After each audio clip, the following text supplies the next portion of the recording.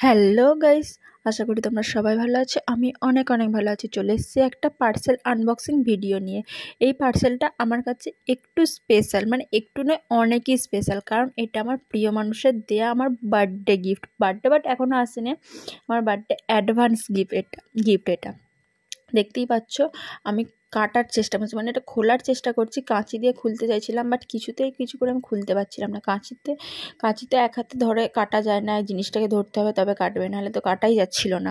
দিয়ে হাতে করে চেষ্টা করলাম, ভাবলাম হাতে করে আমি ছিঁড়তে পারবো, বাট হাতে করেও আমি জিনিসটা ছিঁড়তে পারলাম না। দিয়ে অনেক চেষ্টা করার পর আমি ক্যামেরা অফ করে দিয়ে তারপর এটাকে ছিঁড়ে দিয়ে তোমাদেরকে দেখাচ্ছি। দিয়ে দেখো এরকমভাবে বার করতে পারছিলাম না, তারপরে বার করলাম, অনেক কষ্ট করে বার করলাম। এটা একটা পশমি কুর্তি, মানে ঠান্ডায় পরার জন্য খুবই সুন্দর একটা কুর্তি ছিল। আমার খুবই ভালো লেগেছিল কুর্তিটা, খুব সুন্দর ছিল, বা উলের টাইপের, খুব সুন্দর ছিল।